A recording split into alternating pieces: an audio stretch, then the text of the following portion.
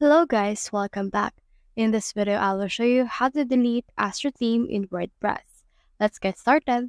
So in order to make this possible, you need to scroll down right here on your left sidebar until you can see the option called Appearance. Now in here, you can click on Themes right here in order to see all the themes that you have available on your website. So as of right now, the active theme that I have is 2020. Make sure that your active theme is not Astra in order to possibly delete it.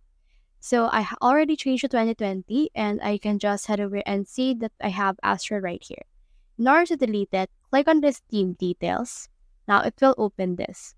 From in there, click on this delete option that is just below or beside activate. Now click on this delete. Click on OK, that will actually show, and as you can see, it's now deleting and it's already been deleted. So that's the whole process. If you have found this video helpful, simply leave a like below or subscribe because it helps reach more people. See you soon.